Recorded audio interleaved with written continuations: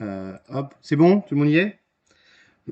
Donc, qu'est-ce qu'on a dit? Oui, j'ai une seule maille, d'accord? On se rappelle, hein, on va se mettre un sens positif tout à fait de façon arbitraire. Et du coup, je pourrais écrire la loi des mailles qui est égale à donc, UPN. On se rappelle, somme des tensions dans une maille est égale à 0. Donc, moins UAB égale 0, d'accord? Ça veut dire que UPN est égal à UAB, ça sera toujours le cas. UAB, pardon. Ça sera toujours, je dis bien toujours le cas. Pourquoi il me fait ça? Ok. Dans une maille où j'ai un dipôle actif et un dipôle réceptif. D'accord? C'est-à-dire que les deux tensions sont égales et les deux valent donc 10 volts. Ok? Ah bah que vaut UPN? Donc UPN est égal à 10 volts. Hein, je viens de répondre à la question. Bon, petit exercice d'introduction, d'application. Hein. Loi d'Ohm, loi des mailles. Bon, tout le monde a trouvé ça, j'imagine?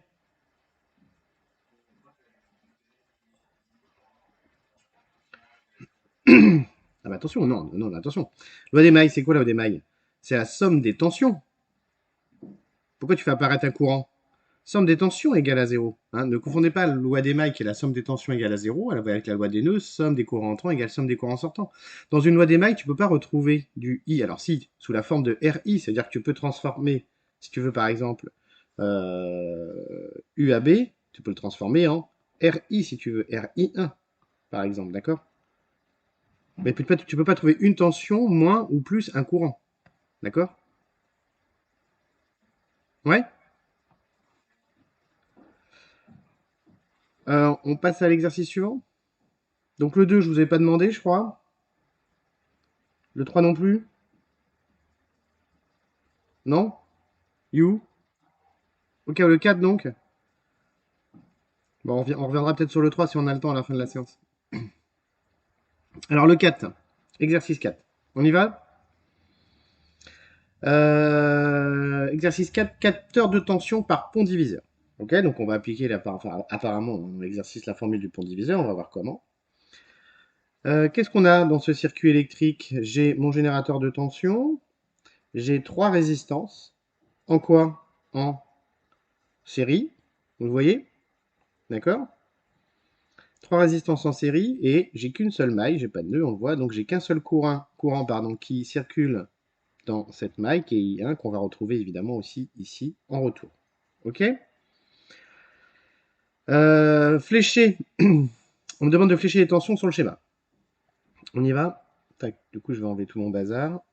On flèche les tensions. Donc ici, dipôles réceptifs, ce sont des résistances, on se rappelle. Par convention, on a choisi que la tension s'opposait au passage du courant. D'accord? Donc là, ici, on a U, A, B. Ok? Ensuite, on a U, B, C.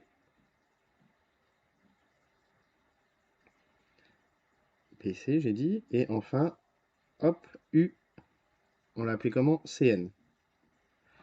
Voilà. On a bien fléché mes trois tensions aux bornes de mes résistances. Écrivez la loi d'Ohm pour les trois récepteurs. Loi d'Ohm, U égale RI. Donc, UAB est égal à quoi? On adapte, c'est-à-dire R1 fois I1. UBC, R2 fois I2. Et du coup, UCN est égal à R3. Pourquoi I2, pardon? I1. Dites quand je fais des bêtises. Hein. R3 fois I1. D'accord? Ça va pour tout le monde, ça? Oui? Ensuite, loi des mailles. Que nous dit la loi des mailles? On se rappelle, somme des tensions dans une maille est égale à 0. Donc là, qu'est-ce qu'on fait? On va se mettre, comme d'habitude, un petit sens de façon complètement arbitraire pour ma maille. Je vais mettre que le sens horaire est positif. Et du coup, je vais pouvoir donc faire la somme de ces tensions en démarrant, par exemple, hein, je vais choisir mon générateur, c'est-à-dire je vais démarrer par UPN. On y va, on écrit cette loi des mailles, donc j'ai quoi? UPN, hop, moins UAB, moins UBC, moins UCN, qui est égal à 0. Voilà ma loi des mailles. Ça, c'est fait. Donc, on voit que UPN est égal à UAB plus UBC plus UCN. D'accord? C'est la somme des tensions. D'ailleurs, si je devais faire une petite parenthèse par rapport à cette loi d'émail, et on va le faire, parce que je crois qu'on a un petit peu de temps quand même, c'est ici j'ai bien donc on a dit mon générateur de tension, d'accord, et j'ai mes trois résistances en série. Ce schéma, il équivaut à quoi? Avec donc on a dit UPN ici. Il équivaut à quoi ce schéma? On l'a vu, si on associe ces résistances en série, ça me donne quoi? Tout le monde se rappelle ou pas? On a fait ça avant les vacances, mais le schéma, il est égal à quoi? Bien sûr qu'il est égal à quoi? Oh, tout à fait. Donc il y a R1 plus R2 plus R3. Et donc on le voit bien que ici, si je récupère mon courant I1, qu'est-ce que j'ai? Si je fais ma loi des mailles, je vais bien avoir UPN qui est égal à quoi? Si je pose attention ici, UREQ, c'est-à-dire à UREQ. Ce qui paraît logique, hein, vous avez UPN qui est égal à UAB plus UBC plus UCN, qui correspond bien évidemment à quoi? Au courant multiplié par la somme des résistances. Vous êtes d'accord avec ça? Ça revient exactement à la même chose, hein. Ouais. Alors du coup, revenons à ça. Donc exprimer I1 en fonction de UPN, R1, R2 et R3. Petit 4. Exprimer I1 en fonction de UPN. Alors on a UPN, d'accord? Donc on va basculer tous les termes de l'autre côté, c'est-à-dire ça, on va le passer de l'autre côté de l'égalité, de l'autre côté de l'égalité, les trois tensions. Et puis on va utiliser ce qu'on a écrit dans le petit 2, c'est-à-dire la loi d'Ohm. On y va? Alors on va se mettre en bleu pour changer. Alors donc on a UPN qui est égal à UAB. Je change de l'autre côté, plus UBC. Je passe les termes de l'autre côté de l'égalité. Tiens, qu'est-ce que c'est ça? Je recommence. On a dit UAB plus UBC plus UCN. On applique la loi d'Emaille, la loi d'Ohm, pardon. Donc UAB est égal à R1 I1, oui, plus UBC, c'est-à-dire R2 I1, plus UCN, c'est-à-dire R3 I1. Ce qui me donne quoi? Je mets I1 en facteur, on va bien répondre à la question, on va bien exprimer I1. Ah, c'est I1 en fonction du UPN, donc on va mettre I1 en facteur. Alors, je vais passer sur mon tableau blanc, d'accord? Parce que j'ai plus la place là. Ça vous embête pas? Tac. Donc, on a dit que UPN, on met I1 en facteur, c'est égal à I1 facteur de R1 plus R2 plus R3. Hein, c'est ce qu'on vient de faire là, hein, je ne sais pas si vous voyez, regardez, hein. Ici, c'est bien ça, la résistance équivalente, c'est bien R1 plus R2 plus R3, c'est la même chose, hein. Je ne sais pas si vous le voyez avec I en facteur, hein. Et donc, on a dit qu'on voulait I1 en fonction de UPN, donc c'est égal à UPN, je divise, par R1 plus R2 plus R3. Ok? C'est bon?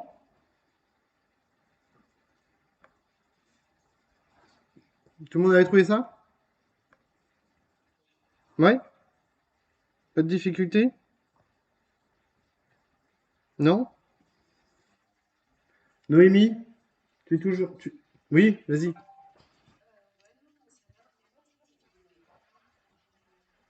Au final, c'est-à-dire?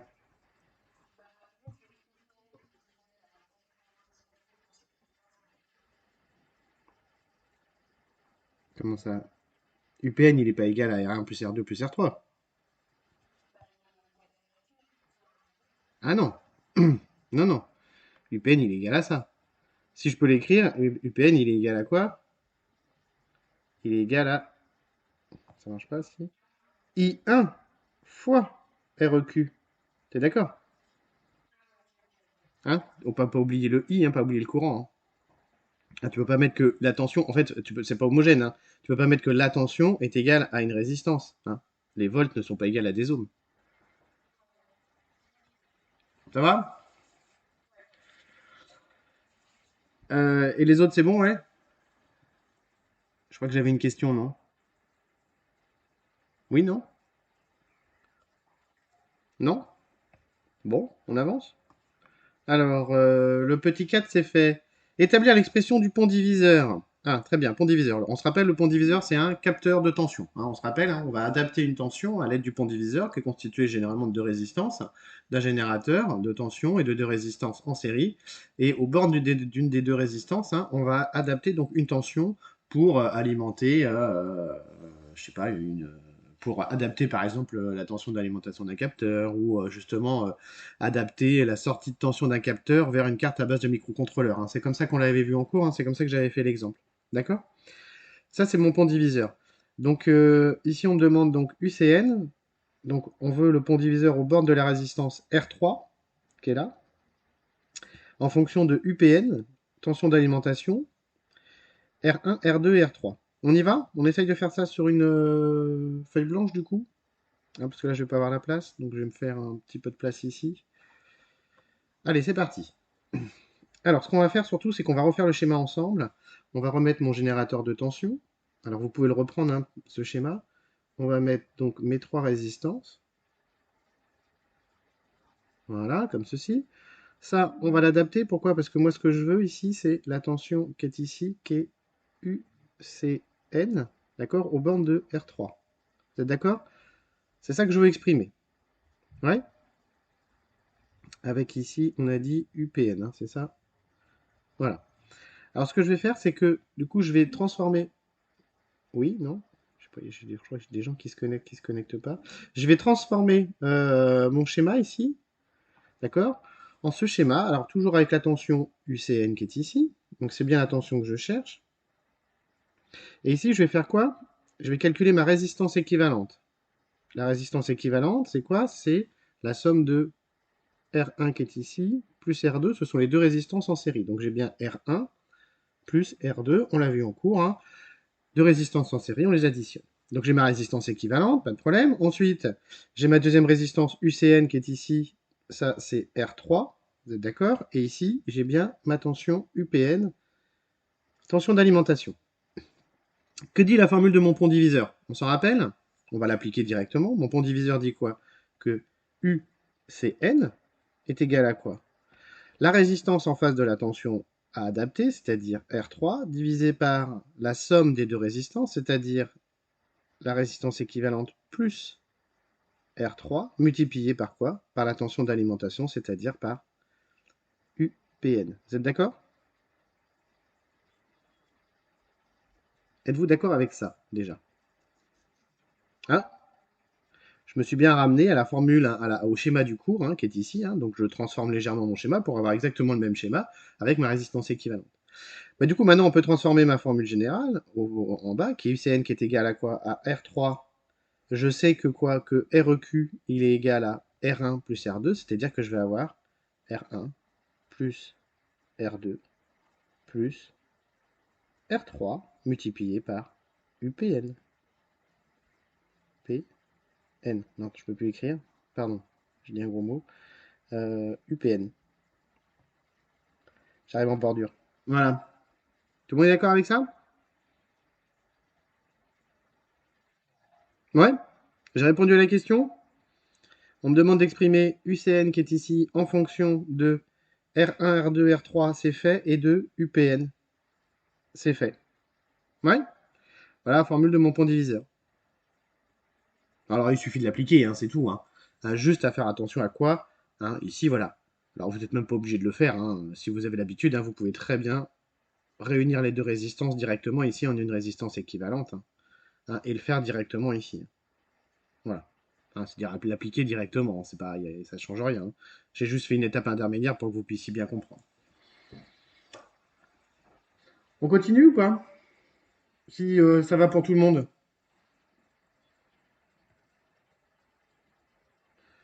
Et c'est dans ces moments-là où je me sens très seul. Ah, merci. Ah, vous êtes mignon quand même, vous intervenez pour pas, faut pas que je sorte de ce cours, hein, avec une dépression énorme et que je puisse pas revenir la semaine prochaine. Euh, Eh ben, on avance un petit peu. Donc là, c'était bon, petit exercice simple, hein, application de cours. On continue, on fait l'exercice 5,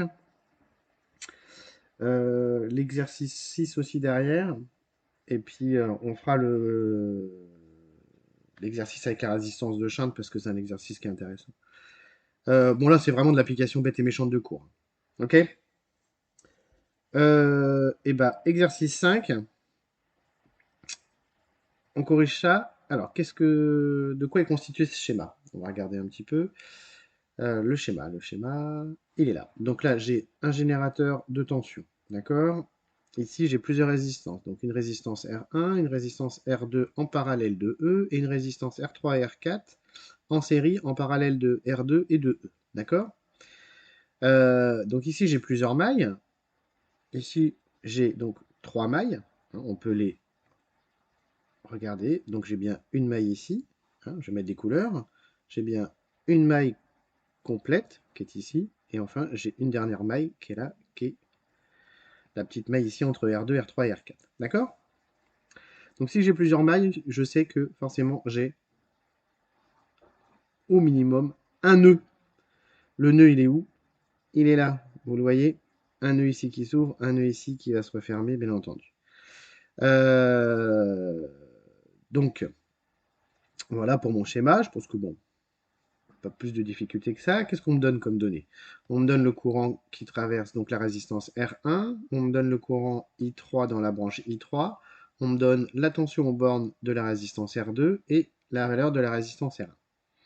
On me demande de calculer les courants I2, I4 et I5 dans mon circuit. Euh, si on parle de courant, tout de suite on va appliquer quoi comme loi dans un premier temps?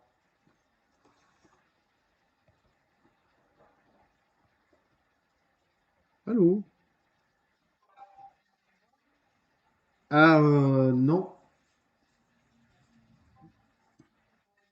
La loi des nœuds, oui, la loi des nœuds, on va commencer par la loi des nœuds. Ça ne veut pas dire qu'on n'ait pas besoin de la loi d'Ohm après, hein. Je pense qu'on en aura besoin certainement à un moment donné dans l'exercice. Mais dans un premier temps, on va déjà établir la loi des nœuds pour voir si on ne peut pas tout de suite déterminer les courants, hein. C'est le plus rapide, hein. On sait que la somme des courants entrants dans un nœud est égale à la somme des courants sortants. Donc on va l'appliquer, on va voir ce qui se passe. Euh, Est-ce qu'on peut pas dire quelque chose déjà au niveau de la branche qui est ici, là? Tout de suite, là, sans même travailler sur la loi des nœuds. Entre I3 et I4. Est-ce que quelqu'un peut me dire quelque chose entre I3 et I4?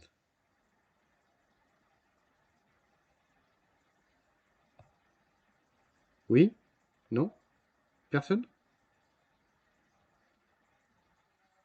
Bien sûr, ils sont égaux, hein. On n'a qu'un seul conducteur là, ici, là. I3, c'est exactement le même que I4 ici, hein. Il n'y a pas de nœud là, ici, dans ce circuit-là. Je ne sais pas si vous le voyez. Circuit que j'ai dessiné en rouge. Vous êtes d'accord? Donc ça veut bien dire que I3 est égal à I4. Oui? Tout le monde est d'accord avec ça? Donc ça veut dire déjà qu'on peut le noter. On peut noter que I3 égale I4 tout de suite. Voilà. Ça c'est fait. Ensuite, on va se mettre dans le nœud qui est ici. Et on va écrire donc la loi des nœuds. Donc on y va. Loi des nœuds. Que nous dit la loi des nœuds? On se rappelle, somme des courants entrants égale somme des courants sortants. C'est-à-dire que I1, I rentre, égale somme des courants sortants, I2 plus I3. D'accord? Voilà ce que me dit la loi des nœuds. Oui? C'est bon ça? Qu'est-ce que je connais moi? Qu'est-ce qu'on me donne dans la valeur ici en haut là? On me donne la valeur de I1 et on me donne la valeur de I3. Bah ça tombe bien, je vais pouvoir tout de suite déterminer quoi? La valeur de I2. Vous êtes d'accord? Je connais I1 et I3. Donc, on peut noter que I2 est égal à quoi? À I1 moins I3. Ok? On fait tout de suite l'application numérique, ce qui fait quoi? I1 7 mA moins 3, donc 7 moins 3. Alors ici, on va laisser en milliampères, hein. En milliampères, oui. On aura le résultat en milliampères. Ce qui me fait donc 4 milliampères. Ok? Voilà pour I2. C'est bon? Oui? Ce qu'on n'a pas écrit au-dessus, là, c'est que I3 égale I4. Du coup, ça veut dire quoi? Ça veut dire que I4 est égal à 3 milliampères aussi. D'accord? Du coup, on connaît I1, on connaît I2, on connaît I3, on connaît I4. On connaît bien l'ensemble des courants. Alors, il nous reste à déterminer le dernier, qui est I5. I5, il est égal à quoi? C'est le retour du courant au générateur. Il est égal à quoi ce... Oui, bien sûr, il est égal à I1, c'est le même, bien entendu. Hein. C'est-à-dire qu'il est égal, lui, à 7 milliampères. Et on a bien déterminé l'ensemble des courants. D'accord? Ouais? C'est bon pour tout le monde? Alors ensuite, qu'est-ce qu'on me demandait? On me demande de calculer la tension E. Donc pour calculer une tension, courant, on a vu, loi des nœuds, tension, on en a déjà parlé, on vient de le faire, loi des mailles. Donc on va passer par la loi des mailles, on va choisir une maille, alors vous la tracez sur votre cours, hein, sur votre dessin. On va prendre cette maille-là. Comme d'habitude, on se met un petit sens positif de façon arbitraire. C'est juste pour écrire la loi des mailles, peu importe. Hein. Vous le mettrez dans l'autre sens, ça ne changerait rien. Donc sens positif. On écrit les... Enfin, sur le schéma, on indique les tensions. Donc ici, dipôle réceptif, donc tension opposée au courant, UR1, et ici, UR2. D'accord? On n'a plus qu'à écrire la loi des mailles. On y va? Pour calculer E, hein, du coup. Je passe sur un tableau blanc. Vous me dites si ça va trop vite, hein, si vous n'avez pas le temps de noter. Hein. C'est bon ou pas?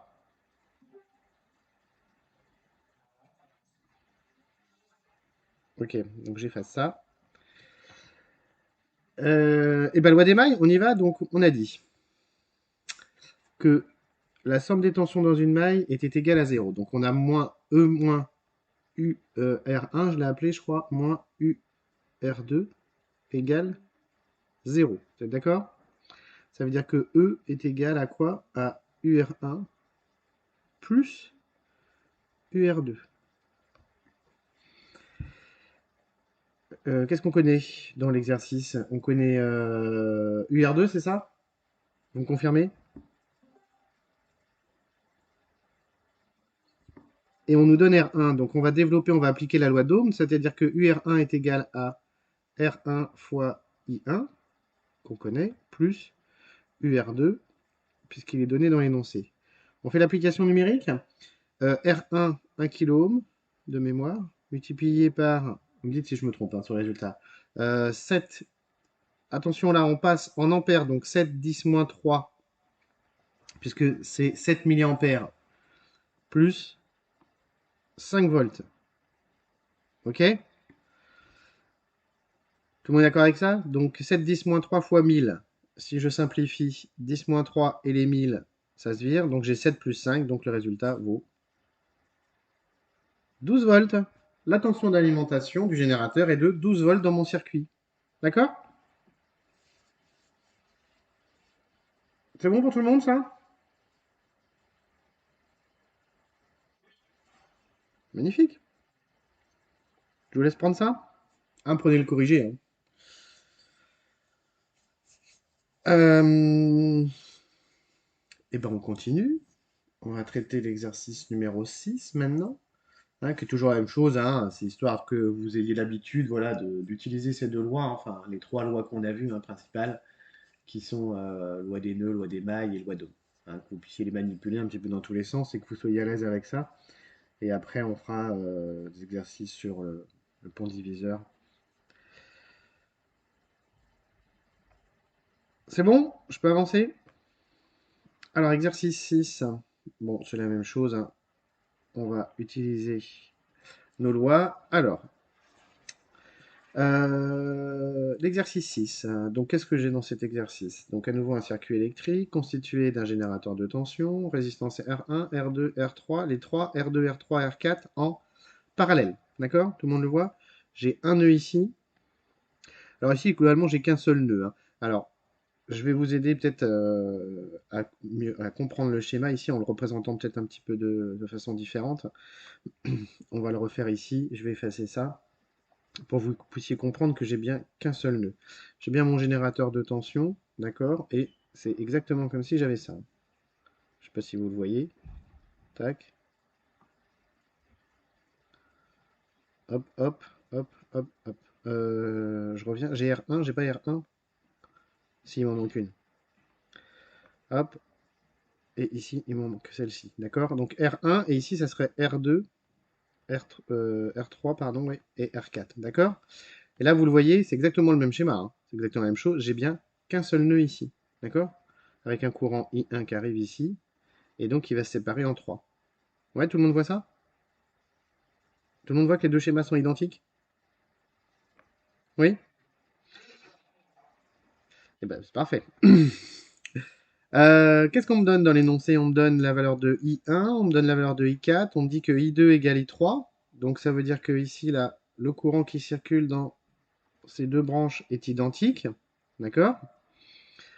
On nous donne la valeur de la résistance R1 et la résistance R2. D'accord? On nous demande de calculer les courants I2 et I3 dans un premier temps. Puisqu'on nous demande de calculer le courant, qu'est-ce qu'on fait? On applique tout de suite quoi? On applique quoi? Des... La loi des nœuds, bien sûr. On y va? Alors, loi des nœuds. Somme des courants entrants égale somme des courants sortants. Qu'est-ce qu'on a? I1 qui rentre, qui est égal à quoi? À I2 plus I3 plus I4. Ouais. Donc I2 plus I3 plus I4. Or, je sais que dans l'énoncé, on me dit quoi? On me dit que I2 égale I3. Ouais. Oui, c'est bon? Donc, ça, c'est égal à quoi? À I2 plus I2 plus I4. C'est-à-dire que c'est égal à 2I2 plus I4. Ouais?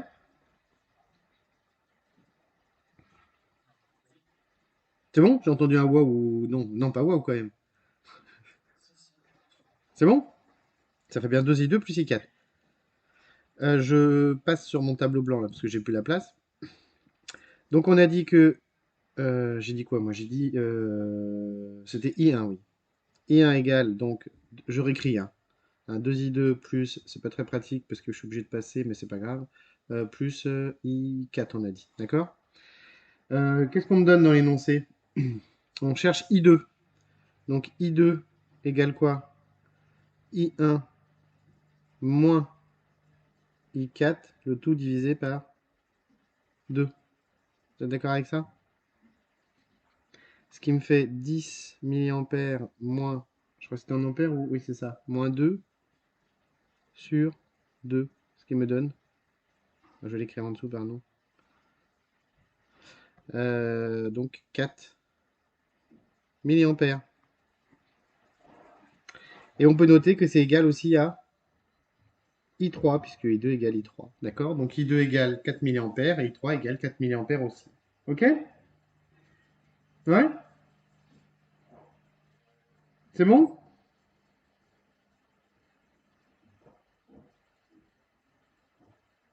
C'est noté?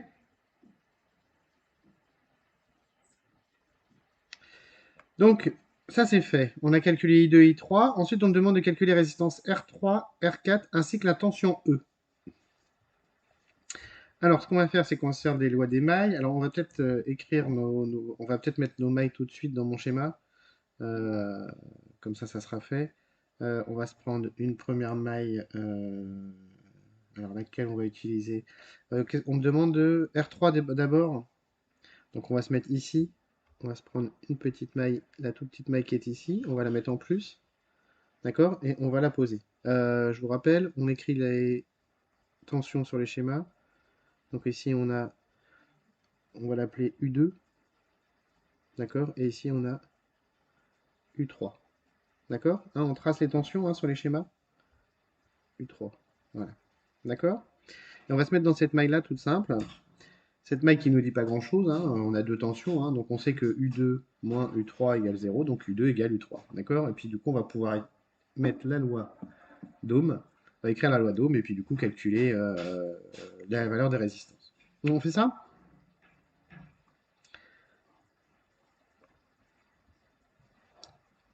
Hop, je reviens là, j'efface.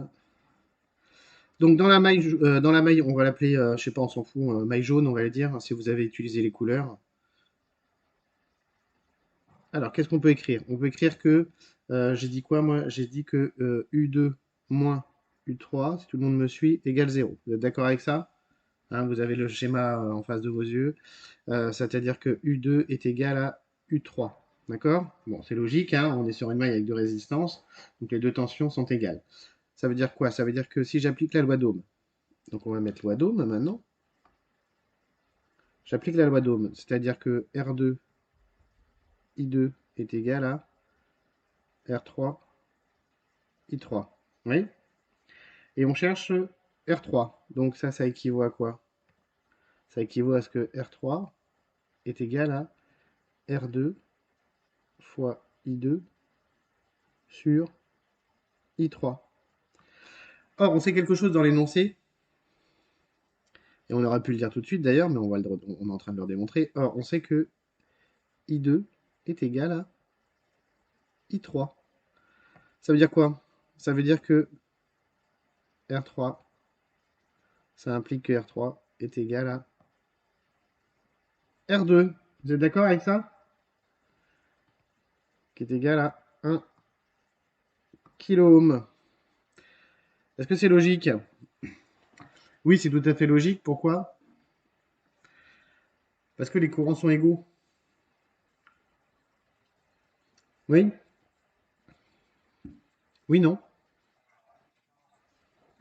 Donc on a bien les deux valeurs de résistance qui sont égales. Donc on a déterminé R3. C'est bon, vous avez pris ça ou pas? Je vous laisse prendre. Hein, je vous laisse rédiger quand même. Le temps de rédiger ça. Bon, rien de très compliqué, hein, juste hein, voir que les deux sont égaux. Alors si vous ne l'avez pas vu, hein, vous faites l'application numérique. Hein, vous allez bien le voir en faisant l'application numérique de toute façon. Hein. D'accord? Sauf... Oui. Ah bah I4, on ne connaît pas le courant.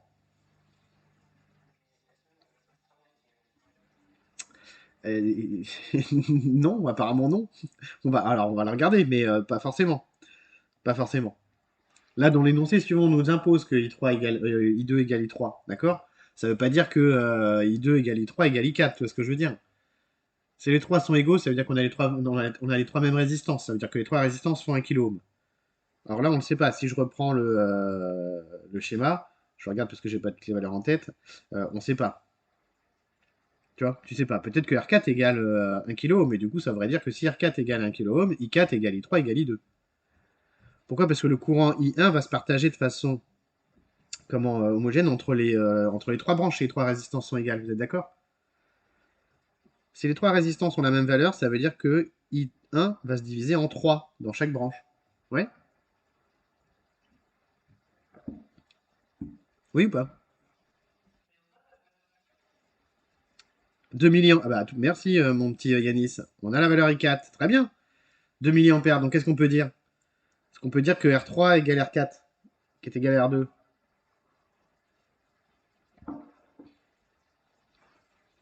Bah, c'est pas le même courant.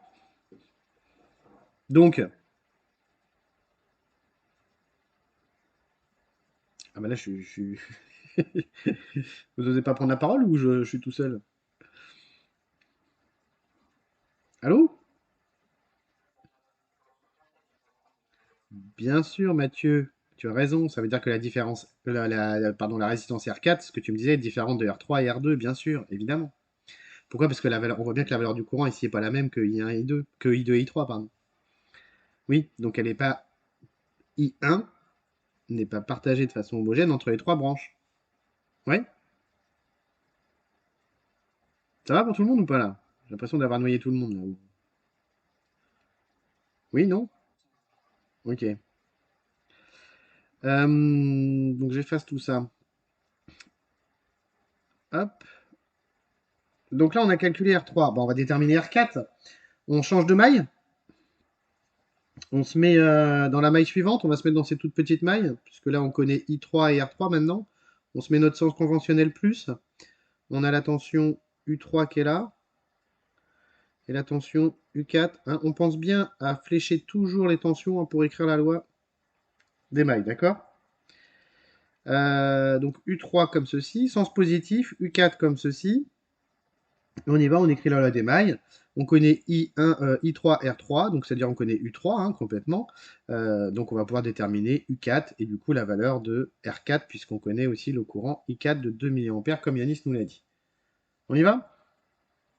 Allez hop, on passe sur un tableau blanc parce que là j'ai pas la place. Et on va effacer ça. Allez, c'est parti. Donc loi des mailles, je l'ai mis en quelle couleur? Je sais plus. Orange, je crois. Voilà, on va mettre entre guillemets quand même. Comme dit cette loi des mailles, me dit que U3 moins U4 égale 0. Ça veut dire que ça, que U3 est égal à U4. On procède de la même manière. On écrit quoi? La loi d'Ohm. Donc, avec la loi d'Ohm, deux points, on a R3 I3 qui est égal à R4 fois I4. Ouais. Et on cherchait quoi, nous? Je suis perdu, du coup. Ah, R4, la valeur de R4. Donc R4, R4, pardon. R4 est égal à R3 I3 divisé par I4. Hein, pour lui, on croit. R3, R3, R3. Quelle était la valeur de R3? 1 kΩ, on a dit. Donc 1000 fois la valeur de I3. C'était 4, c'est ça? On va calculer tout à l'heure. Donc 4 10 moins 3. Divisé par I4, qui était donné dans l'énoncé, 2 mA, donc 2 10 moins 3 ampères. D'accord? Ici, clac, je peux simplifier par 10 moins 3. D'accord? Donc j'ai quoi? J'ai 1000 fois 4, c'est-à-dire 4000, divisé par 2, c'est-à-dire à la fin, je vais retenir donc 2000 ohms, c'est-à-dire 2 kilo-ohms pour la résistance R4. Ça va pour tout le monde? Bon, vous voyez, c'est facile, hein? C'est facile. Alors après, ce qu'il faut savoir, c'est que moi j'ai pris les toutes petites mailles. On aurait pu aussi prendre, on va le regarder, mais on aurait pu prendre une autre maille. Hein. On n'était pas obligé de prendre celle-ci. Ça aurait marché aussi avec la grande maille générale du circuit et avec R1 et 1, puisqu'on connaissait très bien les valeurs de R1 et 1. Donc ça aurait très bien marché pour les deux. Hein. C'est-à-dire qu'on n'est pas limité globalement à la maille que j'ai choisie là. On aurait pu prendre la grande maille du circuit, ça marchait aussi. Hein. C'est bon, tout le monde a pris ça?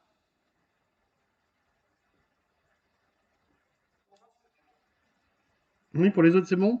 Ah, il faut que vous ayez le corrigé, hein. Il faut que vous ayez les corrigés pour les vals, hein, pour que vous puissiez réviser à la maison. Et ben, je reviens là-dessus. Qu'est-ce qu'il nous reste à faire? Il nous reste à déterminer la tension E de mon circuit. Tension E. Et- Oui?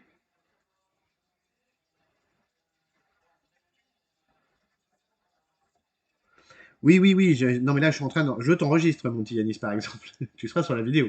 Non, mais je vais la diffuser. Je vais la diffuser, oui, bien sûr. Après, le mieux, quand même, c'est que vous ayez pris la correction pendant la séance, là.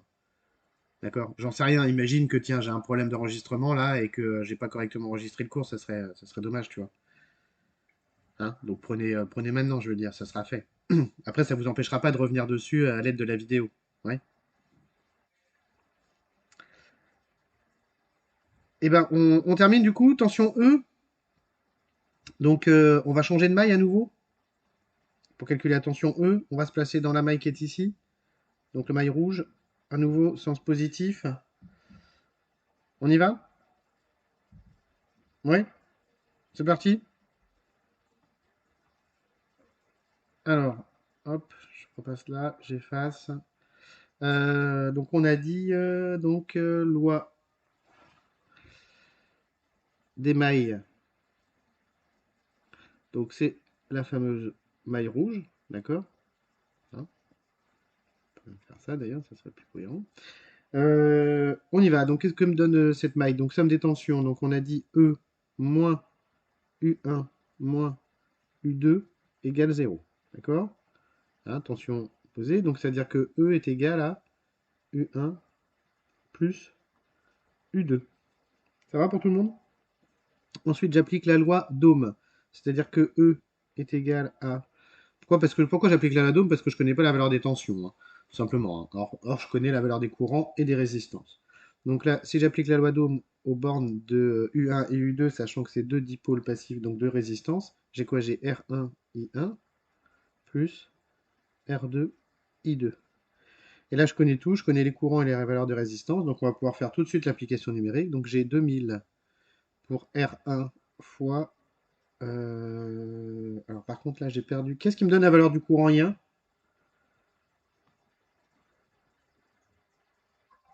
Merci. Donc 10, 10 moins 3, 10 milliampères. Donc on met en ampères tout de suite. Plus R2. Donc R2, c'est 1000. Plus I2, c'était 4 milliampères. Donc 4, 10 moins 3. Super.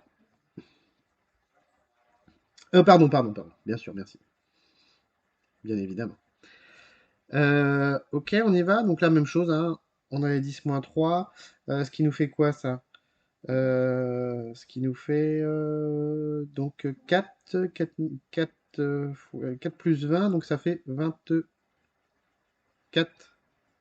volts. 24 volts.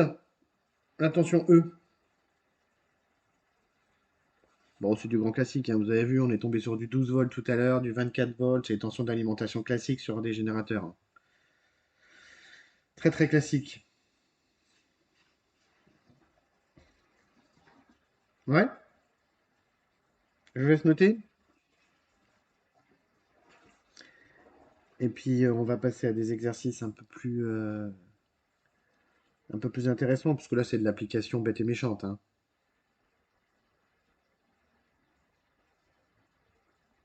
C'est bon pour tout le monde, c'est pris?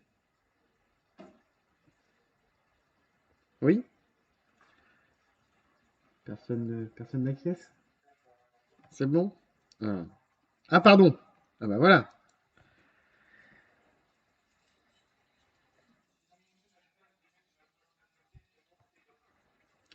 Qu'est-ce qu'il y a, Yanis?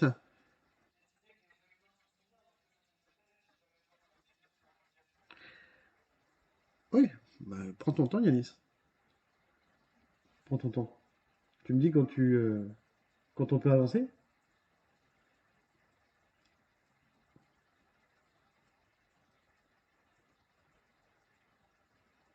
C'est bon, mon grand?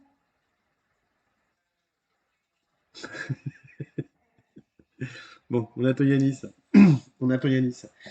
Ensuite, on avait quoi comme exercice à faire, du coup?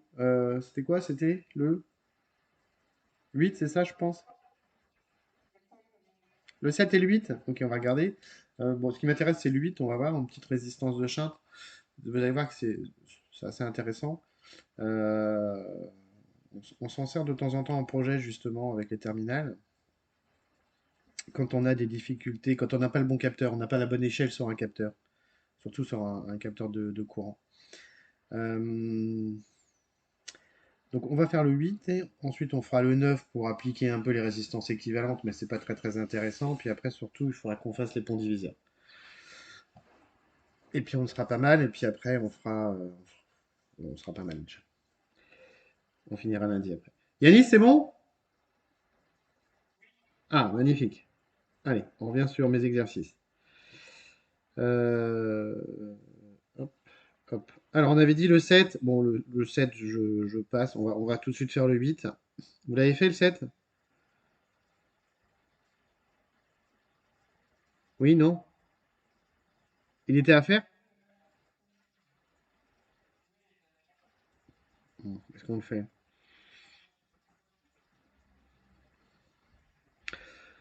Oui. Bon, on le fera, on reviendra dessus si on a le temps, d'accord? C'est la même chose, hein. C'est vraiment la même chose, hein. Sauf le seule petite chose auquel il fallait faire attention, c'est quoi? C'était juste histoire de vous embêter, hein, et de vous planter d'ailleurs, en fait. C'est quoi? C'est que vous voyez que U2, il était négatif, là, hein. C'est pour ça qu'il était dans l'autre sens, hein. Voilà. Alors, forcément, moins U2, hein, est égal à 6 volts. Donc, ça, c'est dans ce sens-là, c'est moins U2, c'est tout, hein. D'accord? Voilà, c'est tout, hein. Sinon, c'est exactement la même chose, hein. Ah, les trois tensions s'additionnent, vous avez une résistance équivalente, et puis c'est tout, hein. D'accord? Donc là, on additionne. Ce qui m'intéresse, c'est de faire le 8 quand même. Pourquoi? Parce que c'est plus intéressant que, que l'exercice précédent. On essaye de faire celui-là déjà, et puis on reviendra sur les autres si on a le temps. Exercice 8. Adaptation d'un capteur de courant par résistance de shunt. C'est-à-dire, on appelle ça résistance de shunt, c'est une résistance qu'on va mettre en dérivation. En dérivation, tout le monde sait, c'est-à-dire en parallèle, d'accord? Oui? Oui? Alors, dans mon petit schéma, j'ai quoi? À nouveau, une source d'alimentation qui va me donner, générer une tension, donc une différence de potentiel V. J'ai un courant pardon, un courant qui circule dans mon circuit. J'ai une résistance R ici, d'accord, qui va être la charge, hein, de mon circuit. Ensuite, j'ai mis quoi? J'ai mis un voltmètre, qui est ici, donc ça vous pouvez le noter, hein, c'est un voltmètre, d'accord, voltmètre. Ouais, ok. Et j'ai mon courant ici, mon capteur de courant. Donc là, on vous dit, là, le montage séquent permet de caractériser le capteur de courant de la gamme Einstein. Donc, on s'en fout, ça c'est la marque, hein. C'est les capteurs qu'on a au lycée, hein. Pourquoi on utilise ce genre de capteurs? Parce que on peut les embarquer, hein. C'est-à-dire qu'on peut embarquer les capteurs sur des systèmes qui se déplacent et du coup faire des acquisitions à distance, hein. C'est pour ça qu'on utilise cette marque, c'est tout. Donc ici, le but de ce capteur, c'est quoi? C'est de mesurer le courant qui circule dans le circuit électrique. D'accord? Oui. C'est un capteur, donc bah, vous le voyez, Bluetooth, hein. C'est pour ça qu'on l'utilise, je vous l'ai dit, hein, parce qu'il est embarqué, qui est capable de mesurer donc plus ou moins 2,5 ampères, vous le voyez. Ici, dans mon circuit, il mesure 2 ampères. D'accord? C'est-à-dire que le courant ici, il mesurait, ce courant-là, là, est égal à 2 ampères. La tension aux bornes de mon capteur est de 0,38 volts. Oui? Si je refais un petit schéma, simplifié, d'accord? Avec ampère-mètre, voltmètre. Qu'est-ce que j'ai? J'ai, on a dit, mon générateur de courant qui me donne une tension V, je crois. Ensuite, je vais avoir ma résistance qui est ici. Ensuite, je vais avoir quoi? Ici, mon ampère-mètre. D'accord? Ça, c'est mon ampère-mètre. Je vous rappelle qu'un ampère-mètre se monte toujours en série. Oui? Hein, vous pouvez le noter entre parenthèses. Ampère-mètre série, voltmètre en dérivation, hein. C'est important, hein. Ampère-mètre en série, voltmètre en parallèle. D'accord? Ou dérivation. Toujours. Ça, c'est quoi? C'est mon capteur. C'est bien mon ampère-mètre, vous êtes d'accord? C'est mon capteur Einstein. Et qu'est-ce que j'ai fait? J'ai mis en dérivation, à nouveau, un voltmètre ici, qui va me donner quoi? La tension aux bornes de mon capteur. Ça, on a dit, c'est V mesuré. D'accord? Voilà ce que j'ai. Avec ma résistance R, qui est ma charge ici, c'est-à-dire ce que j'alimente. Ça va pour tout le monde? Oui, non? Hmm. Oui? Donc, une fois que ça c'est compris, une fois que j'ai compris ça, qu'est-ce qu'on me demande dans ce petit exercice? Puisque forcément j'aurai une question. Voilà. On souhaite utiliser le capteur, donc c'est-à-dire le capteur que j'ai ici, pour mesurer un courant de 10 ampères. Problème. Qui soulève le problème? Quel est le problème? Allô? Allô, allô, allô? Personne voit le problème? Non?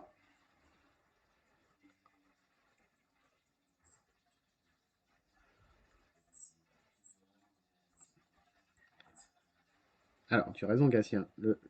On voit que l'échelle de mesure de mon capteur, la grandeur de mesure de mon capteur est de plus ou moins 2,5 ampères.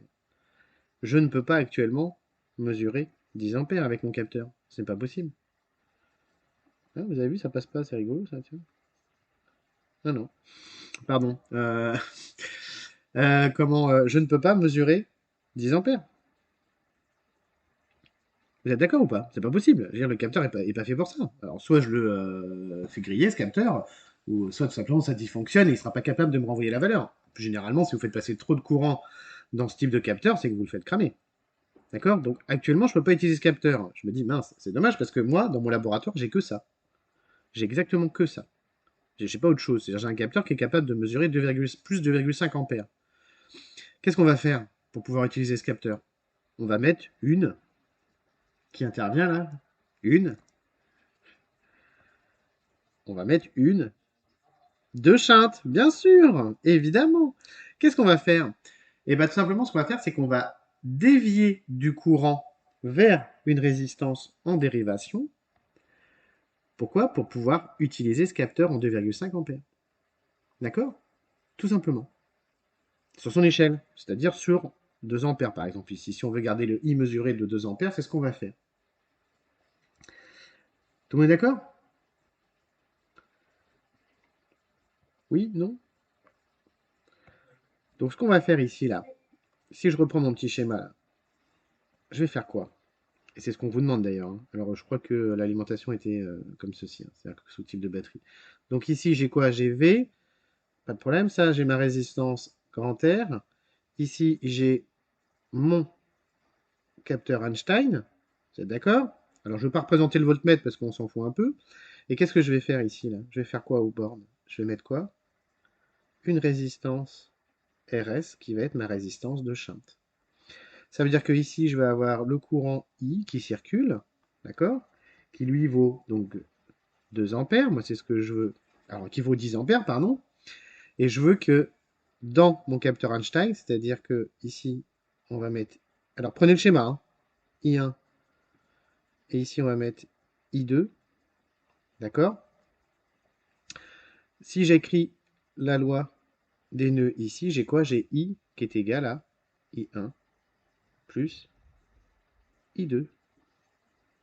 C'est-à-dire que je vais dévier le surplus de courant I2 ici dans ma résistance de shunt.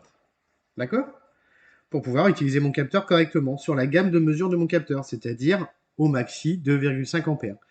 Donc ce qu'on va faire, c'est qu'on va garder l'échelle de 2 ampères, on va considérer que nous, le courant I1 est toujours 2 ampères, et que ces 2 ampères correspondront à 10 ampères pour I. Vous êtes d'accord? Si vous connaissez votre échelle, derrière, après, vous allez évidemment adapter l'échelle pour connaître le courant réel. Et vous allez pouvoir adapter votre capteur, et en tout cas l'utiliser. Est-ce que tout le monde a bien compris?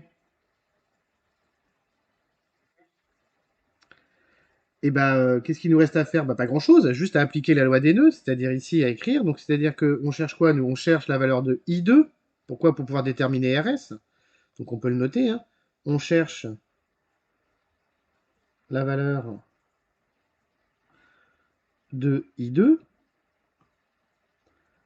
afin de déterminer la valeur de RS. Alors, I2 égale quoi? Est égal à I moins I1. I, c'est quoi? Bah, c'est 10 ampères. Donc, on peut faire l'application numérique directement, puisque je vous rappelle que c'est ce qu'on veut mesurer. Oh, c'est pas terrible ce que j'ai fait. Donc, c'est 10 ampères. Donc, 10 moins I1, c'est le courant qui passe dans mon ampère-mètre. Donc, ça, c'est le courant qu'on veut mesurer, c'est-à-dire 2 ampères. C'est-à-dire que I2 est égal à 8 ampères. Il faut que je dérive 8 ampères dans la branche I2 pour garder mes 2 ampères dans I1. Et les 2 ampères dans I1, quand l'ampère-mètre affichera 2 ampères, je sais que dans mon circuit principal, j'aurai 10 ampères. Il suffira juste de remettre à l'échelle. Si vous avez compris ça, vous avez tout compris. Bah, une fois qu'on a fait ça, qu'est-ce qui reste à appliquer? Bah, uniquement quoi? La loi d'Ohm, parce que je vous rappelle que, alors on va l'écrire quand même. Je vais le mettre en vert, tiens. Que ici on a quoi? V mesuré, d'accord? Donc on peut écrire que avec la loi d'Ohm, deux points, j'ai quoi? J'ai V mesuré qui est égal à quoi? À RS fois I2. Oui, j'attends que vous ayez noté. On va changer de page, j'ai plus de place.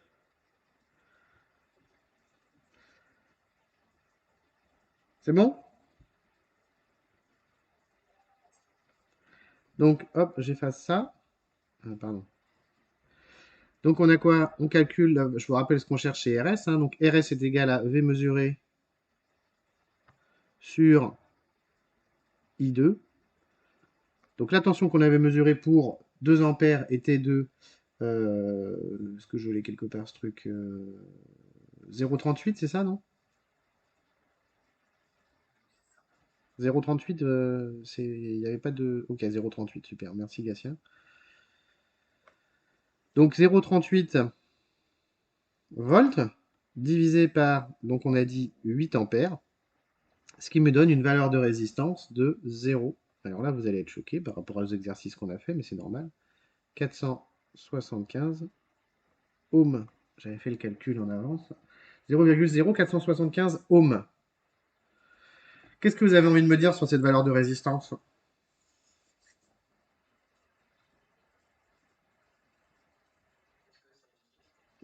Très très bonne question. Ça, c'est une excellente question. Est-ce que ça existe?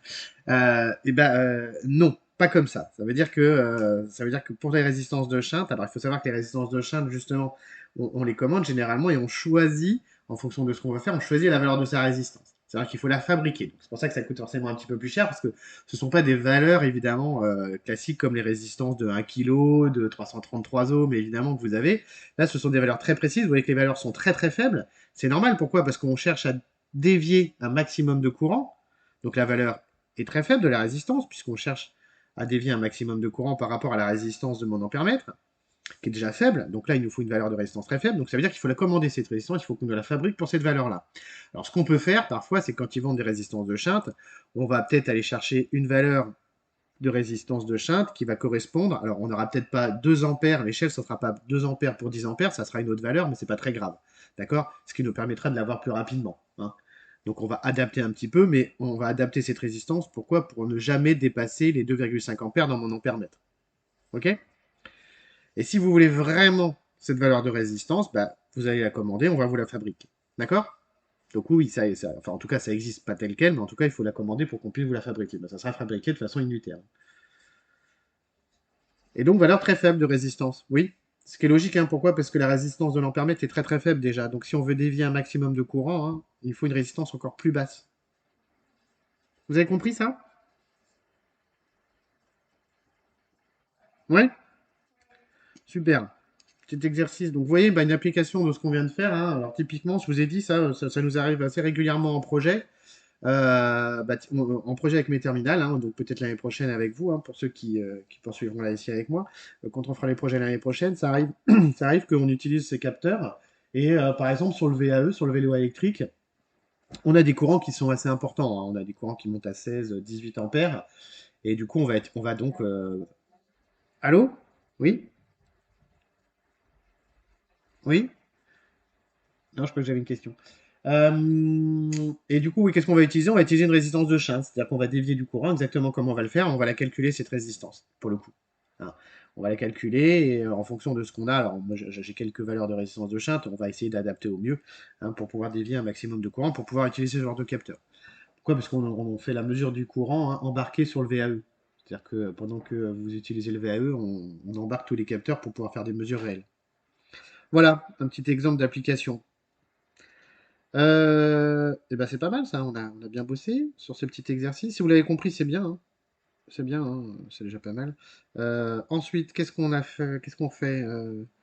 On fait l'exercice 9. Vous voulez faire un petit peu de montage équivalent de résistance ou pas? Je l'avais donné ou pas le 9? On s'était arrêté au 8, d'accord. Donc on peut faire le 9. Quelle heure il est? 9h12. Ouais, ça va, on a le temps. Il va nous rester 1 heure. Ouais, ok. Allez, ben on fait le 9. Hein, ça nous fait un petit peu d'application pour les résistances équivalentes.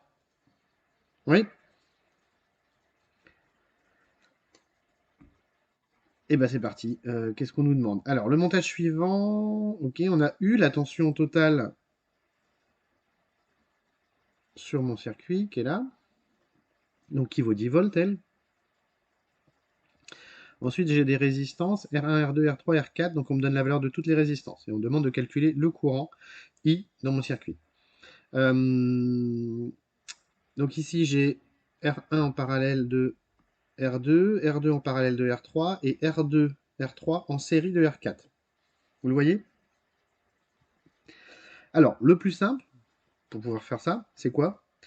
Bah, c'est de se ramener tout simplement à un seul schéma qui est quoi? Qui va être I, ma résistance équivalente totale avec la tension U ici de 10 volts. D'accord? Il y aura juste à écrire là le dôme. U égale la résistance équivalente fois I et on calculera I. D'accord? Donc notre boulot là, c'est quoi? C'est de calculer la résistance équivalente de tout ce schéma-là. Donc résistance en parallèle et résistance en série. Voilà ce qu'il faut qu'on fasse, d'accord? Ouais? Et ben on y va. On passe sur mon tableau blanc. On va effacer tout ça. On va se faire un peu de place parce que là, il va falloir qu'on fasse un petit peu de calcul si vous avez tout pris. On refait le schéma dans un premier temps. Alors, qu'est-ce que je veux? Je veux. Donc là, j'ai quoi? Je crois que de mémoire, j'ai ça. J'ai ensuite ça, ça. Et ici, ça. Voilà. Donc là, j'ai R1, R2, R3 et R4. Je me plante pas, c'est ça? Oui. Donc là, qu'est-ce qu'on va faire? On va commencer par quoi? Alors, on commence par quoi? On commence toujours par le plus bas. On va associer ces deux résistances, d'accord? En parallèle, dans un premier temps. Donc moi, je vais me ramener à un schéma qui va être celui-ci, avec R1. En dessous, avec, on va l'appeler résistance équivalente 1, d'accord? R4. Hop. Voilà à quoi je veux me ramener. D'accord? Donc il faut calculer déjà la résistance équivalente 1. Donc on a deux résistances en parallèle. Vous vous rappelez de la formule de la résistance équivalente pour les résistances en parallèle? Oui? R2 fois R3 sur R2 plus R3. Oui? Oui, non? Ah, alors je vous l'avais dit hein, en cours, hein, avant les vacances, hein. Soit vous la prenez, hein, soit vous la retrouvez, hein. Vous savez que pour deux résistances en parallèle, si je le fais rapidement à côté là, pour les deux résistances en parallèle, tac, tac, c'est-à-dire R1 et R2 ici, vous savez que 1 sur la résistance équivalente est égal à 1 sur R1 plus 1 sur R2, d'accord? Après, il faut mettre au même dénominateur, on l'avait fait en cours, hein, et après, hop, on inverse pour obtenir quoi? La valence de la valeur de la résistance équivalente. Et du coup, ça, la résistance équivalente, c'est quoi? C'est R1 fois R2 sur R1 plus R2. D'accord? Voilà, quoi, c'est égal. Ok? Donc, soit vous la prenez, moi je vous conseille de la prendre, du coup, hein. Et puis, enfin, d'apprendre les deux formules, hein, je vous l'avais dit, hein, puis du coup, si vous avez un doute, hein, vous la retrouvez. Ça marche? Donc, on a bien la valeur de la résistance équivalente 1. Oui? On fait peut-être l'application numérique tout de suite, comme ça on l'aura. Alors, R2, alors il faut que je retrouve les valeurs là. Euh, c'est quoi? Alors on y va. J'ai R2, donc c'est 6 ohms et 4 ohms, d'accord? 6 et 4. 6 et 4. Donc on a là ici 6 fois 4 sur 6 plus 4. Vous êtes d'accord? Ce qui me donne donc 2,4 ohms. Ouais, 24 divisé par 10, 2,4 ohms. Ouais? C'est bon pour la résistance équivalente? Une? Ensuite, on continue. Donc maintenant, ça j'efface. Vous me dites si ça va trop vite surtout, hein. D'accord? Donc maintenant, je me suis ramené à ça, à ce schéma-là, avec toujours R1 en haut. Là, j'ai la résistance équivalente 1. Là, j'ai R4. Qu'est-ce qu'on veut maintenant? On va avancer dans mon schéma. On va additionner les deux résistances en série en dessous. Et on va se ramener à ça, c'est-à-dire à la résistance équivalente 2. Vous êtes d'accord? La résistance équivalente 2 est égale à quoi? Deux résistances en série, donc on les additionne. Résistance équivalente 1 plus R4. Ok? Donc ce qui me donne 2,4 ohms, on vient de la calculer juste avant, plus dans le sujet, c'est, je reviens sur mon sujet, dans mon sujet c'est combien 7,6, bon logique, hein, 7,6, ce qui me donne 10 ohms pour ma résistance équivalente 2. Oui? Tout le monde me suit? Il me reste plus qu'à faire quoi? À calculer la résistance équivalente 3 avec les deux résistances en parallèle. Donc ici j'ai R1 et ici j'ai la résistance équivalente 2. Et moi je veux quoi? Je veux une résistance équivalente 3 avec le courant qui rentre et la tension U à ces bornes. D'accord? Voilà ce que je veux. Donc on va calculer la résistance équivalente 3 qui est égale à quoi? R1 fois résistance équivalente 2 sur R1 plus la résistance équivalente 2. On fait l'application numérique. J'avais quoi? Alors, R1, R1, R1, c'est quoi? Vous me donnez la valeur de R1? J'ai pas. 10 ohms? Merci. Donc 10 fois 10 divisé par donc 10 plus 10, c'est-à-dire 20, ce qui me donne 5 ohms. Ah, c'est pas passé. Merde. Euh, 5 ohms. Je vais l'écrire en dessous. La résistance équivalente 3 est égale à 5 ohms. Ok? Ça marche? Donc maintenant, on s'est ramené à une résistance équivalente. Qu'est-ce qu'il nous reste à faire? Bah, de façon très simple, appliquer la loi d'Ohm, c'est-à-dire U égale à la résistance équivalente 3 fois I pour déterminer la valeur du courant. Ouais, ça va? Tout le monde a pris ça?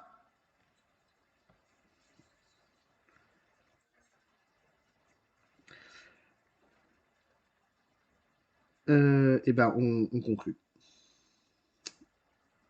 Donc, on va écrire à l'aide de la loi d'Ohm. On a quoi? On a donc U qui est égal à R, la résistance équivalente 3 fois I. D'accord, hein? Je refais le petit schéma à côté si vous voulez, hein. On a bien ça, I qui rentre. On a la résistance équivalente 3. Et j'ai bien la tension U au-dessus.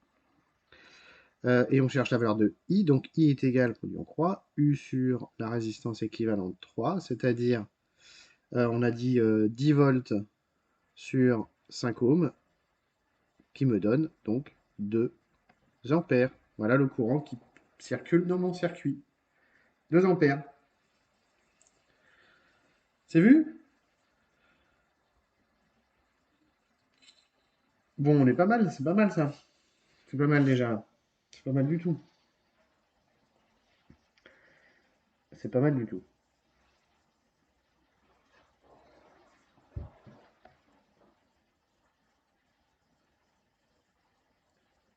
Tout le monde a pris?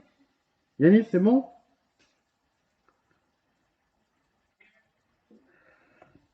Génial. Et ben voilà, ça c'est fait. Qu'est-ce qui nous ferait plaisir maintenant?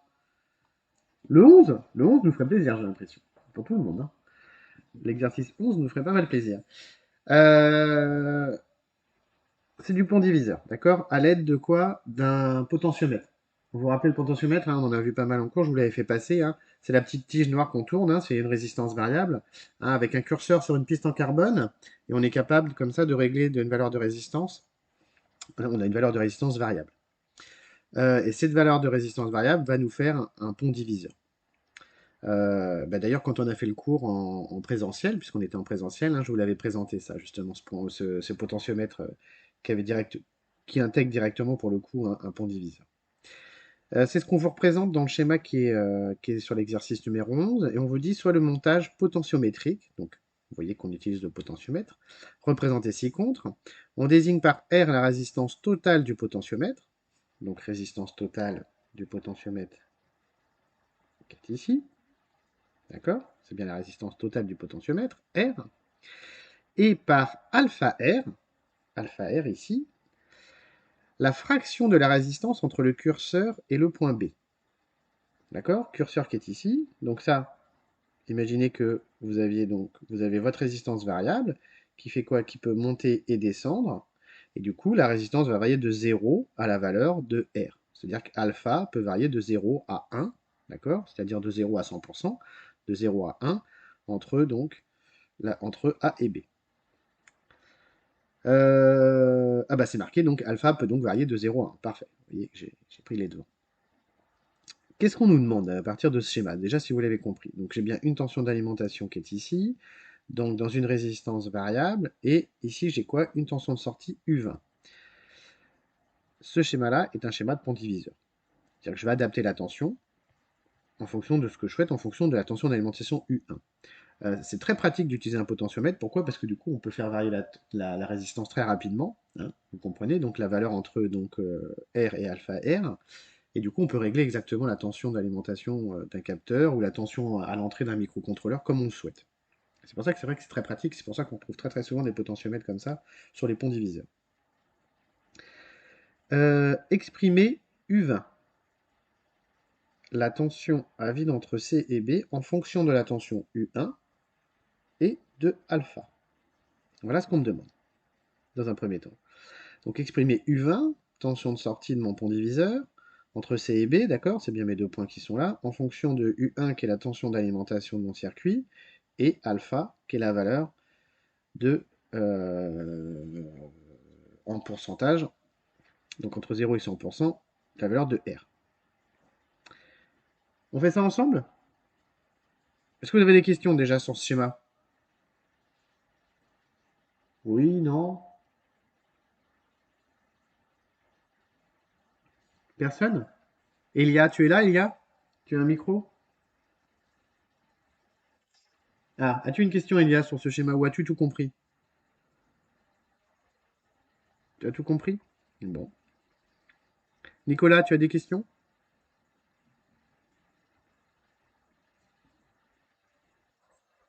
Ça va? Excuse-moi de te réveiller, mon petit Nico, hein.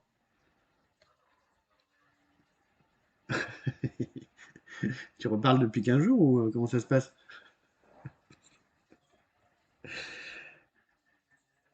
C'est vrai? Oh, bah, plus d'une heure? Oh, bah, ça me rassure, ça fait 1 heure et demie qu'on a démarré, donc. Bon, allez.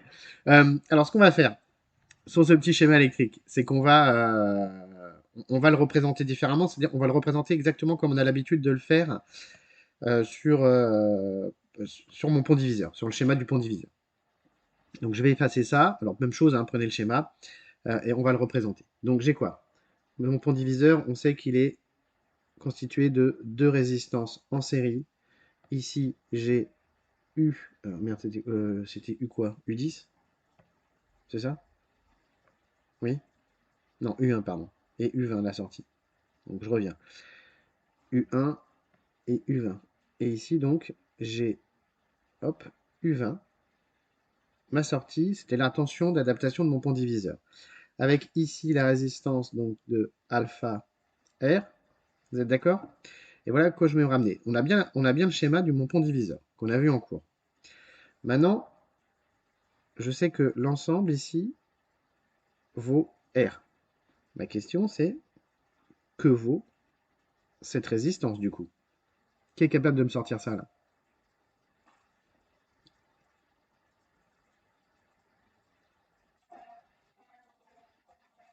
Oui, très bien. Je ne sais pas qui est robotisé, mais c'est toi, Selma? Ah, ça va mieux, Selma. Y est. J'étais inquiet. Bien sûr, Selma. Ça, c'est égal à quoi? C'est égal à R moins alpha R. Bien sûr, la valeur de cette résistance. Tout le monde est d'accord avec ça? Ça paraît logique, hein. Étant donné que le total vaut R, c'est bien R moins alpha R, la valeur de cette résistance. Et bien maintenant, ce qu'on va faire, vous allez voir, on va écrire la formule de mon pont diviseur de façon simple comme on l'a vu en cours. Vous allez voir qu'on va répondre directement à la question. Et vous allez comprendre quel est l'intérêt d'utiliser le potentiomètre pour ça. Euh, J'écris la formule de mon pont diviseur. Que dit mon pont diviseur?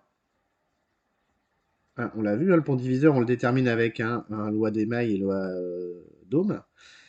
On peut le retrouver, mais ici, même chose, il est préférable quand même que vous appreniez la formule. C'est-à-dire que U20 est égal à quoi? On se rappelle résistance face à la tension sur la somme des résistances, c'est-à-dire alpha R plus, entre parenthèses, R moins alpha R, multiplié par U1. Vous êtes d'accord avec ça? C'est bien la formule de mon pont diviseur. Eh bien, on va développer le dénominateur, c'est-à-dire alpha R sur alpha R plus R moins alpha R fois U1. Qu'est-ce que je vois apparaître? Alpha R moins alpha R, je simplifie, ce qui me donne alpha R sur R fois U1. Je simplifie par R, et qu'est-ce que j'obtiens? Quelque chose de magique, que la tension U20, pardon, U20 est égale à alpha fois U1. Voilà ce que j'obtiens.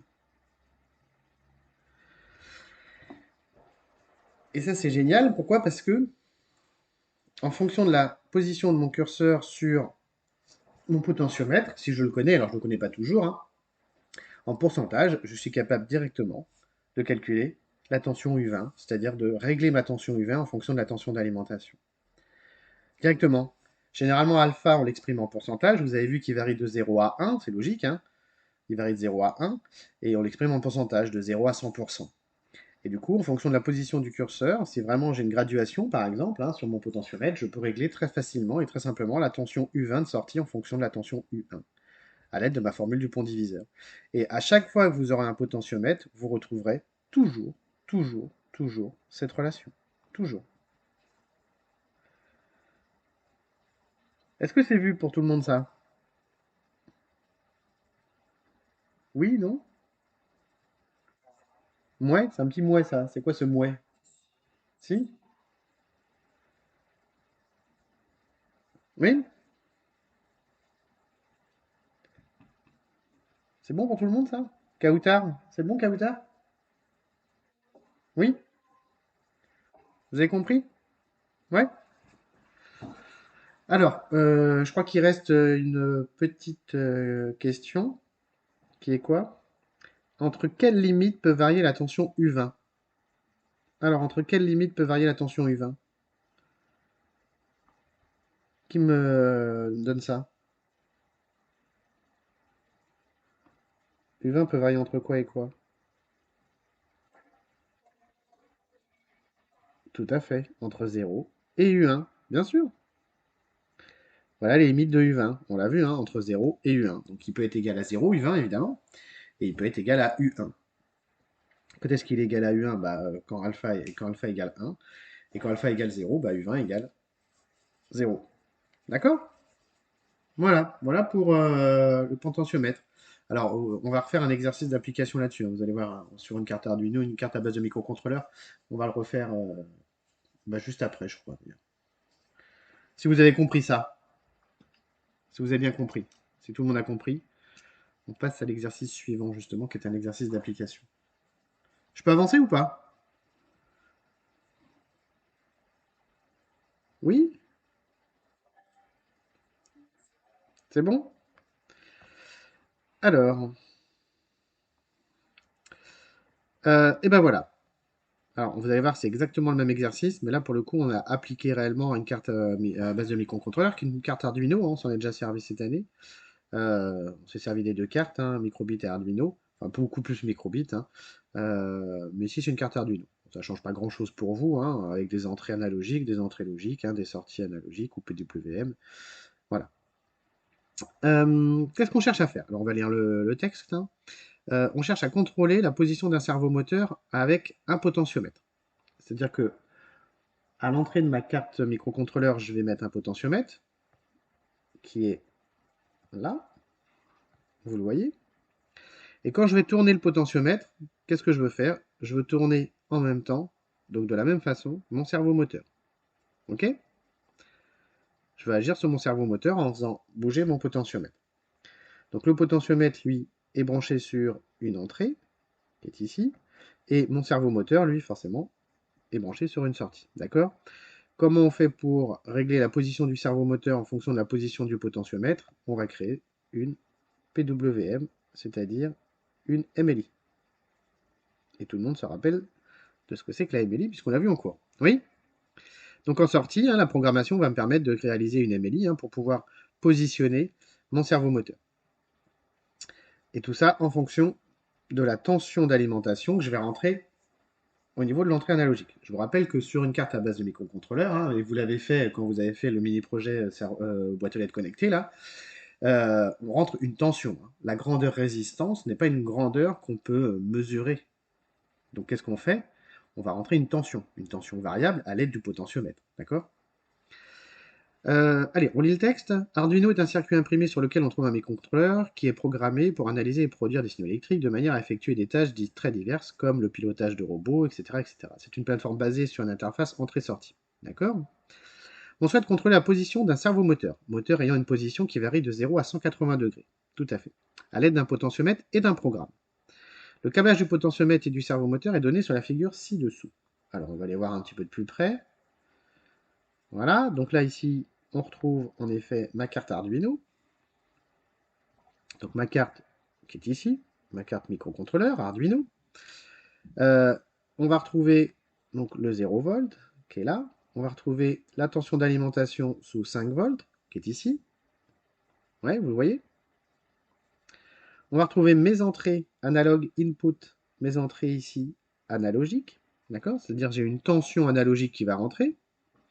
Et on va retrouver ici la sortie des 9, vous la voyez, qui est une sortie, c'est marqué dessus, PWM, c'est-à-dire MLI.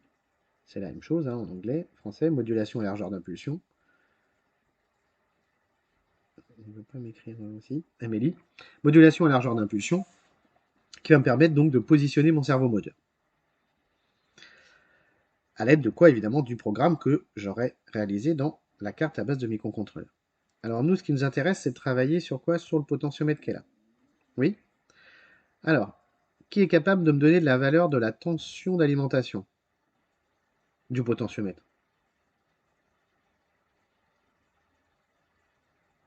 Oui?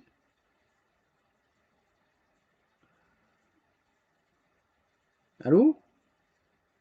J'ai perdu tout le monde? Tout le monde s'est déconnecté d'un coup? Quelle est la tension d'alimentation du potentiomètre? Oui? 5 volts, bien sûr, c'est 5 volts. Regardez, on est branché entre quoi et quoi là? Je vais changer de couleur.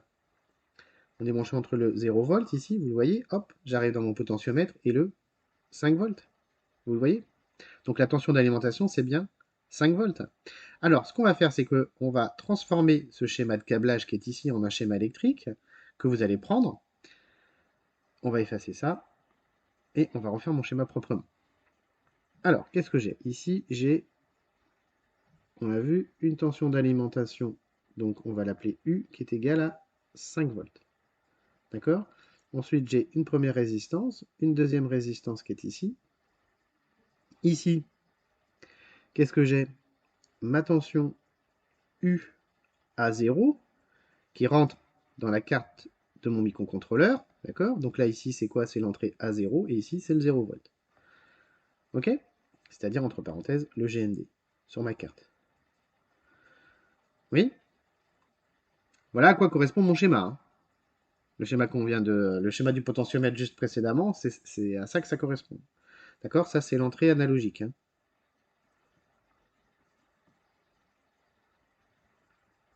Oui? De ma carte microcontrôleur. Ce qui m'intéresse, c'est quoi? C'est justement de récupérer la tension analogique U à 0. En fonction de quoi? De la valeur de mon potentiomètre.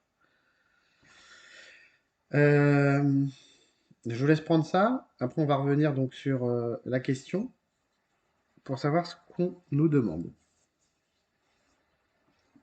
C'est bon? Oui? Ok. Oui, bien sûr, mon petit Nicolas. Bah, prends ton petit schéma. Prends ton temps.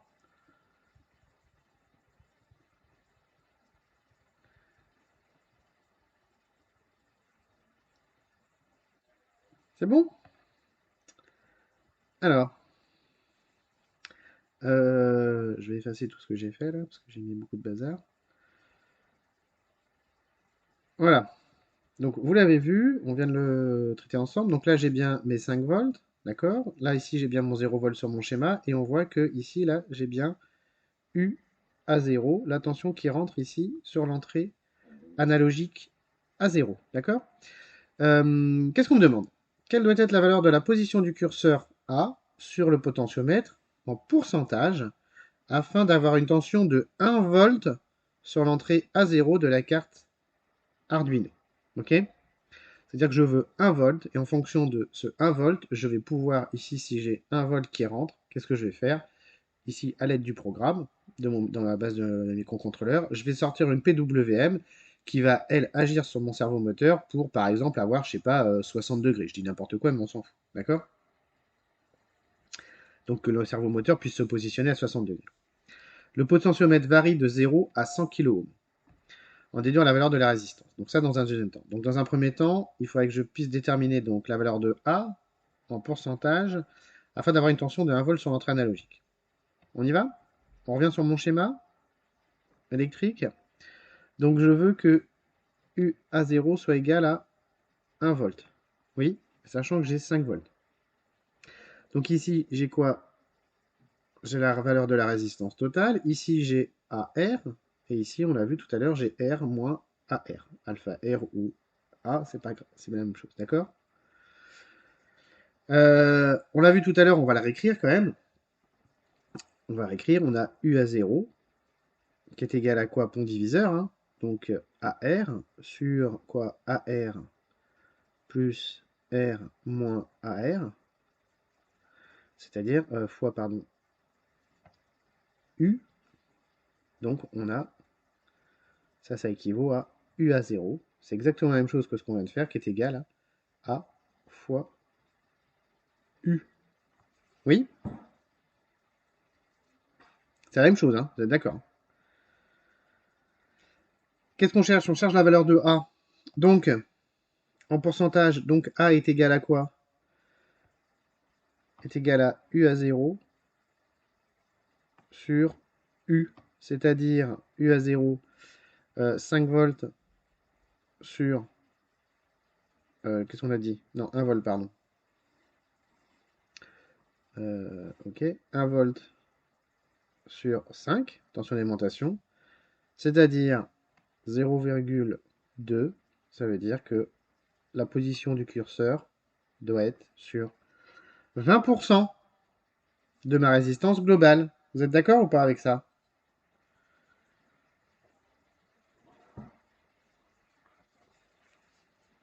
Donc, si mon curseur est positionné sur 20%, la tension d'alimentation à l'entrée à 0 de ma carte microcontrôleur sera égale à 1 volt, sachant que la tension d'entrée, elle, vaut 5 volts. D'accord? Et c'est comme ça que je vais pouvoir faire varier la tension au bord de quoi? De mon entrée analogique. Et en fonction de cette tension, en fonction de la valeur de cette tension, qui sera, je vous rappelle, convertie en un nombre numérique, hein. Là, on est sur une carte microbit, pardon, Arduino, donc codée sur 10 bits. Donc, on aura une tension qui va varier donc de 0 à 1024. Donc 0 volts égale 0, 5 volts égale 1024. Et du coup, le nombre numérique dans la programmation, je vais pouvoir le traiter. Pourquoi? Pour pouvoir recréer derrière une PWM. Oui? Une Émilie. Bon, bah si ça c'est compris, on avance.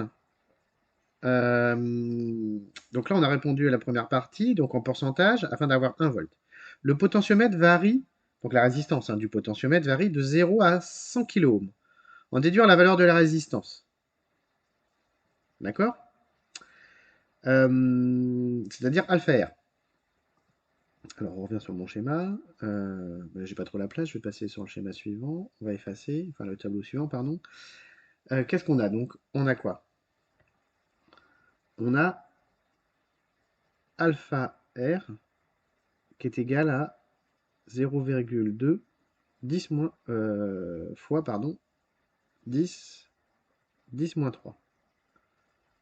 10 puissance 3, pardon.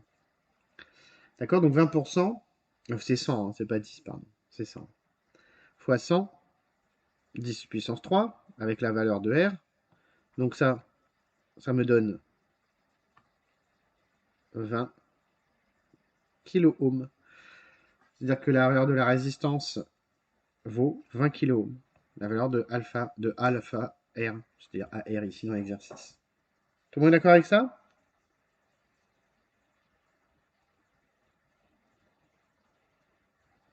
Bon, ça c'est pas. Après, c'est pas très compliqué, hein. Le plus compliqué, c'est toujours de transposer votre circuit électrique en un schéma électrique, qui n'est pas forcément simple. Généralement, on vous le donne. Avez-vous des questions sur cet exercice?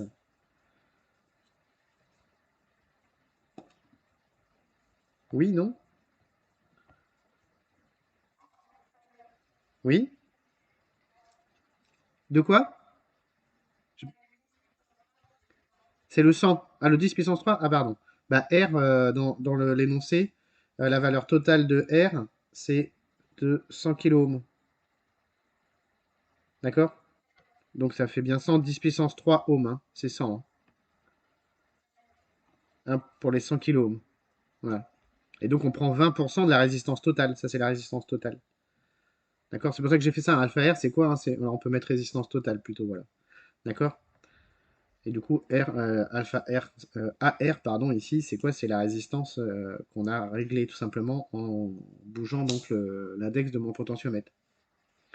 Et donc là, on est réglé sur 20 kΩ. Voilà ce que vaut AR. Ah, c'est le pourcentage de la résistance totale, hein, tout simplement, hein. C'est-à-dire 20% fois la résistance totale. Ce qui fait 20 kΩ. Ça va? Oui?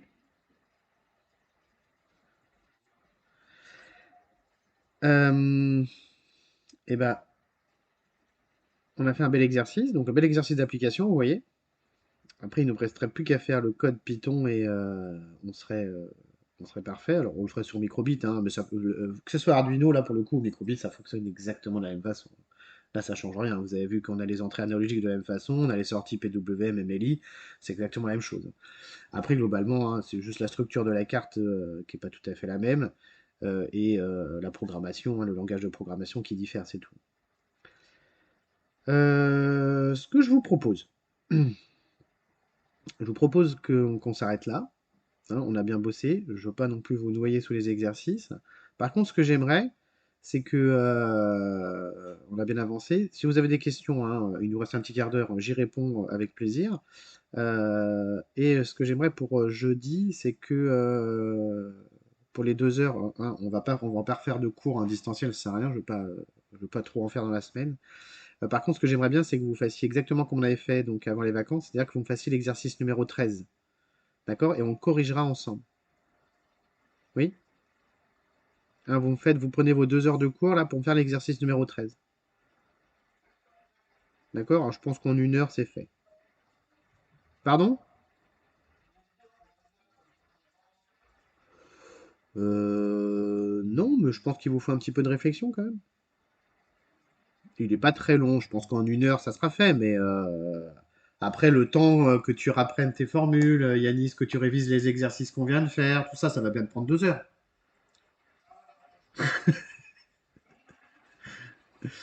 Ah, attendez, je vais couper la vidéo.